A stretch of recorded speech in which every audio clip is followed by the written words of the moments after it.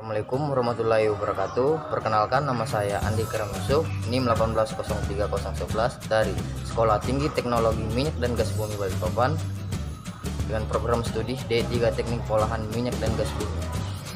Di sini saya sedikit akan menjelaskan makalah saya yang bertemakan uji kualitas biodiesel dari minyak jelantah.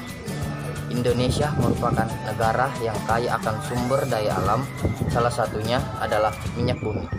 Cadangan bahan bakar minyak bumi di Indonesia diisukan akan habis dalam waktu 10 tahun lagi. Berdasarkan cadangan yang ada saat ini, tidak hanya di Indonesia, di dunia pun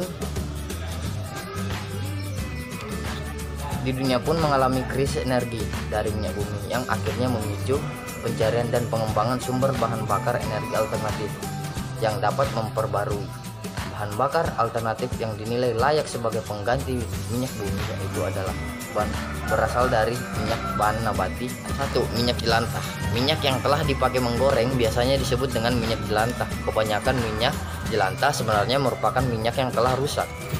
Minyak jelantah mengandung senyawa-senyawa yang bersifat karsiogenik yang terjadi selama proses penggorengan. Jadi jelas bahwa pemakaian minyak jelantah yang berkelanjutan dapat merusak kesehatan manusia, menimbulkan penyakit kanker, dan akibat selanjutnya dapat mengurangi kecerdasan generasi kita.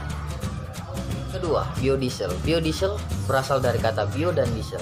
Kata bio mempresentasikan sumber bahan baku yang bersifat renewable dan berasal dari makhluk hidup yang bertolak belakang dengan bahan bakar diesel konvensional yang berasal dari minyak bumi. Sedangkan diesel mengacu pada pengguna mesin diesel. Mendefinisikan biodiesel sebagai ester monoalkil dari rantai panjang asam lemak yang diturunkan dari bahan baku lipid yang bersifat renewable seperti minyak nabati atau lemak hewan, karena bahan bakunya yang berasal dari minyak nabati sehingga dapat diperbarui, dapat dihasilkan dari secara periodik dan mudah diperoleh. 3. Transesterifikasi. Proses produksi biodiesel umumnya melalui reaksi transesterifikasi senyawa trigliserida yang terkandung di dalam minyak atau lemak. Reaksi transesterifikasi bertujuan untuk menurunkan viskositas minyak atau lemak agar dapat memenuhi spesifikasi sebagai bahan bakar. Terdapat berbagai metode reaksi transesterifikasi melalui berbagai variasi bahan baku, jenis alkohol, katalis, temperatur reaksi, waktu reaksi, jenis reaktor, dan proses pemisahan.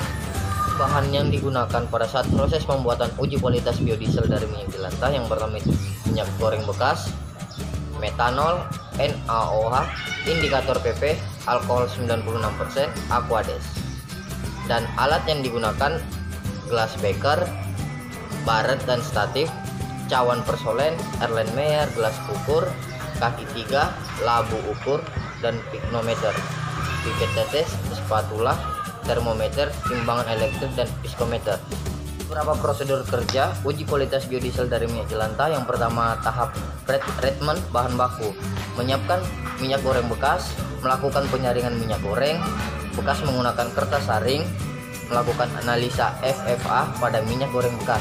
Dan berikut tahap transesterifikasi, memasukkan minyak goreng bekas yang mengandung FFA 5% ke dalam reaktor sebanyak 400 ml, menambahkan kalium metoksida yang yaitu campuran antara metanol 100 ml dan katalis KOH dengan konsentrasi 0,5%. Menyalakan setir dan menjaga suhu konstan 60 derajat Celcius selama 1 jam. Memasukkan ke dalam corong pemisah, mendiamkan selama 24 jam hingga terbentuk 2 lapisan. Membuka valve. Berikut tahap pencucian, mengambil dan memasukkan lapisan atas tersebut ke dalam Erlenmeyer, menambahkan air hangat dengan memperbandingkan terhadap volume lapisan 1:1 dengan suhu 80% ke dalam corong pisah. Mengaduk menggunakan magnetic stirrer dengan kecepatan 600 rpm selama 30 menit. Kemudian mendiamkan selama 24 jam hingga larutan tersebut membentuk 2 lapisan. Memisahkan lapisan atas metil ester dengan lapisan bawah. Ini saja yang bisa saya jelaskan tentang makalah saya yang bertemakan uji kualitas biodiesel dari minyak jelantah. Mudah-mudahan bermanfaat buat teman-teman semua. Assalamualaikum warahmatullahi wabarakatuh.